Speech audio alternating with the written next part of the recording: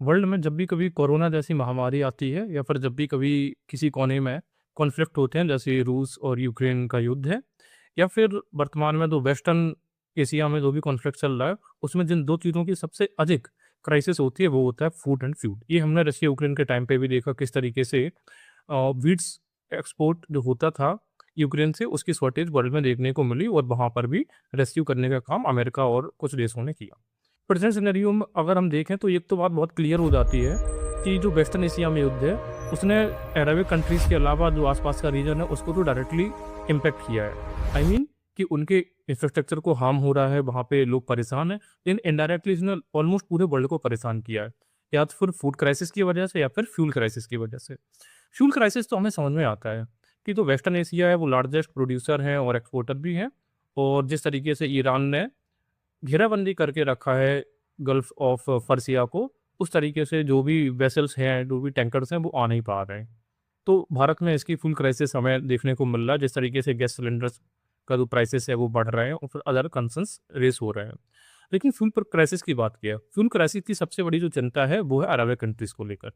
देखो, अरब कंट्रीज़ ना एक तरीके से डेज़र्ट में सारी कंट्रीज़ हैं और ये अपना खुद का कोई फूड प्रोड्यूस नहीं करती है। इनकी जो भी पूरी फूड पॉलिसी है, वो वर्ल्ड के अनेक देशों से जो एक्सपोर्ट होता है, उस पर पूरी तरीके से डिपेंड होती है, हमें दिखती है। 2-3 अरब कंट्रीज़ तो ऐसी हैं कि जिनका पूरा फूड प्रोग्राम है भारत से प्राप्त हुए इम्पोर्ट्स पर ही पूरी तरीके से डिपेंड होता है। तो अगर ऐसे में भारत इम्पोर्ट्स में कुछ भी अपने कदम पीछे खींच ले, तो ये इस क्राइसिस को बहुत ही ज़्यादा बढ़ा देते हैं, और यही बड़ा कारण है कि जब ये खुद का अपना कुछ भी फूड उगाते नहीं है, तो फिर इनके कंसर्न्स जो हैं वो बहुत वैलिड हैं। अब पूरा वेस्ट एशिया जो है, चाहे वो सऊदी अरब हो, चाहे वो कतर हो, यूएई हो, अब वो सब कंसर्न्स हैं कि भाई खाने के लिए हम अपने सिटीजन्स को क्या उपलब्ध कराएँगे। उनकी जब ये चिंता देखते हो तो ऐसे में एंट्री होती है हमारी, यानी कि भारत की। भारत कहता है कि ठीक है, आप चिंता मत करिए, हमारे यहाँ पे हम बहुत ज़्यादा ग्रो करते हैं, तो हम आपको यहाँ पे सप्लाई देंगे। हम ये सब जानते हैं कि भारत एक बहुत बड़ा प्रोड्यूसर है व्हीट का, या फिर हम बात कर सकते हैं टी या फिर राइस का। और अभी हमने इसमें देखा ही था कि जब यूक्रेन वॉर हुआ था, तो भारत ने अपने बासमती राइस को एक्सपोर्ट करना बंद कर दिया था, क्योंकि उन्होंने कहा था कि हमें भी तो अपने घर पे उगाने के लिए कुछ चाहिए, और हमें अपनी जो फूड है वो अपनी पॉपुलेशन को फीड करने के लिए भी ज़रूरी है। अब प्रेज़ेंट सिनेरियो में ये है कि जिस तरीके से वॉर चल रहा है, जो सिचुएशन है बहुत ही ज़्यादा क्रिटिकल है। हम देख रहे हैं कि रोज़ हमें मिसाइल्स दिख रही हैं, रोज़ हमको ड्रोन्स अटैक्स दिख रहे हैं।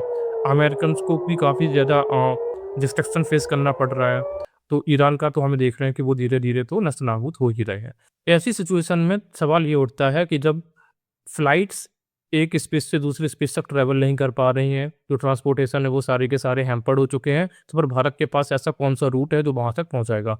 तो इसका सीधा-सा आंसर है भारत की स्ट्रेटेजिक लोकेशन। अगर आप देखो तो भारत इंडियन ओशियन में बहुत ही ज़्यादा स्ट्रेटेजिक लोकेशन पर एस्टेब्लिश होता है। ये 3 तरफ से पानी से घिरा हुआ हमें दिखाई देता है। तो भारत क्या करता है कि यहाँ से डायरेक्ट बहुत शॉर्ट रूट लेता है, लगभग 900 माइल्स के अप्रॉक्स एक रूट है, जो डायरेक्ट हमें कहाँ पे, कतर, ओमान पे जाके कनेक्ट कर देता है, और उसके बाद तो पूरा लैंड है, तो वहाँ से ट्रांसपोर्टेशन ईज़ी हो जाता है, और बड़े आराम से सारे के सारे जो अरब कंट्री से वहाँ तक फूड सप्लाई हो जाती है। लेकिन पूरे वर्ल्ड में अगर आप देखोगे तो कोई भी जो रिलेशन होता है वो वन वे नहीं होता है।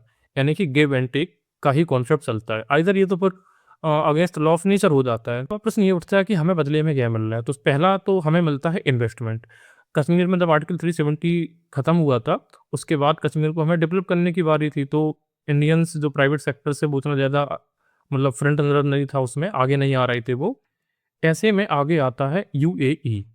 यूएई ने 500 प्लस 200 करोड़ का इन्वेस्टमेंट जम्मू कश्मीर में एंश्योर किया, और इसके साथ ही उन्होंने 2 बिलियन का इन्वेस्टमेंट भारत के जो एग्रीकल्चर सेक्टर है उसमें देने की बात कही, जिससे कि एग्रीटेक को बढ़ावा मिले, यानी कि आप भी बहुत ज़्यादा ग्रो करो और आपका भी अच्छा होगा, और आप हमें फूड सप्लाई करेंगे तो हमारा भी अच्छा होगा। ये तो एक बात रही। दूसरी बात ये है कि हमें बदले में जो मिल रहा है वो हमें मिलता है जियो पॉलिटिक्स में एज, यानी कि अपर हैंड। प्रधानमंत्री मोदी ने जब अपनी फॉरेन जो यात्रा है वो स्टार्ट करी थी इनिशियली अपने पहले कार्यकाल में, तो अक्सर करके सवाल ये उठता है उनके जो क्रिटिसाइज़ करते हैं लोग कि मोदी सरकार या प्रधानमंत्री मोदी स्वयं ही विदेश की यात्राओं पर घूमते रहते हैं, लेकिन ऐसा नहीं है। उसका जो हमें परिणाम देखने को मिला है, वो मिला था कब? आर्टिकल 370, जब हमने यहाँ पे इसको क्या किया? नल एंड वॉइड घोषित किया। तो पाकिस्तान ये उम्मीद कर रहा था कि जो मुस्लिम उम्मा है, जो यानी कि अरबिक कंट्रीज़ हैं, वो भारत का विरोध करेंगे, पुश करेंगे और उसको मदद करेंगे किसी न किसी तरीके से। लेकिन एक्चुअल में ऐसा नहीं हुआ। नहीं हुआ, उसका बड़ा एक कारण था इंडिया की जो फ़ॉरेन पॉलिसी है और भारत की जो फूड ग्रोइंग कैपेसिटी है उसको लेकर। तो यूएई हो, सऊदी अरेबिया हो, किसी ने डायरेक्ट आवाज़ नहीं उठाई थी। हालाँकि ईरान या तुर्की ने कुछ बातें कही थी, वो उतना ज़्यादा इम्पैक्ट हमें किया नहीं है। तो हमें ये समझने की ज़रूरत है कि जब हम क्रिटिसाइज़ करते हैं किसी भी गवर्नमेंट्स को कि सरकारें बस बाहर घूमती रहती हैं, इतना पैसा खर्च हो रहा है, ये सब हो रहा है, तो हमें ये पता होना चाहिए और हमें विश्वास करना चाहिए कि जो लोग उस ऑफ़िस में, उस ओहदे में बैठे हैं, वो अपना काम बहुत अच्छे से जानते हैं, बहुत अच्छे से अपना काम कर रहे हैं। हम फ़ॉरेन पॉलिसी का ए भी नहीं जानते हैं, जबकि उनके ऊपर जो बर्डन है, वो उन्हें हर दिन एक टाइट रोप पे चलना होता है और ये फ़ॉरेन पॉलिसी ना, ये कोई वन वे गेम नहीं है। ये ऐसा नहीं है कि आपने एक बार अपने प्लेयर्स को सेट कर दी और वो टीम आपकी चलती रहेगी। ये ना एक चेस है। ये हर कदम पे जो चाल है वो बदल जाती है और आपको हमेशा एक्टिव और अवेयर रहना पड़ता है। काम की बात ये है कि यहाँ से एक बात तो ये क्लियर हो जाती है कि भारत के किसान जो पसीना बहाते हैं, उससे भारत की विदेश नीति किस तरीके से सज और संवर रही है। लेकिन भारत की देशी नीति में किसान कहीं भी नज़र नहीं आता है। चाहे हम अंग्रेज़ों के समय की बात कर लें, उन्होंने भी किसानों को परेशान किया। 70, 75, 80 साल पहले देश आज़ाद हुआ, उसके बाद से अब तक भी किसानों के लिए नारे तो बहुत ज़्यादा लगाए जाते रहे हैं, लेकिन वास्तव में किसानों की जो सिचुएशन है, जो इनकी सर्कमस्टांसेस हैं, इकोनॉमिक कंडीशंस हैं, वो बदलती हुई नज़र नहीं आती है। अगर कोई भी एक ऐसा तबका जो समाज में सबसे अधिक हाशिए पर है, तो वो है हमारे किसान।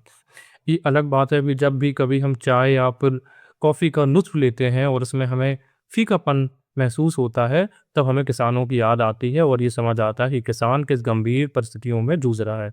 लेकिन हम करते भी क्या हैं? कुछ नहीं। अगर आपको कंटेंट पसंद आ रहा है, तो फिर आप चैनल को सब्सक्राइब कर सकते हैं। एंगेजमेंट बढ़ाने के लिए आप कमेंट्स एंड लाइक कर सकते हैं और बेल आइकन को आप हिट कर सकते हैं, जिससे कि आपको आने वाले टाइम पे नोटिफ़िकेशंस मिलते रहें। मिलते हैं एक और इन्फॉर्मेटिव और न्यूट्रल वीडियो के साथ।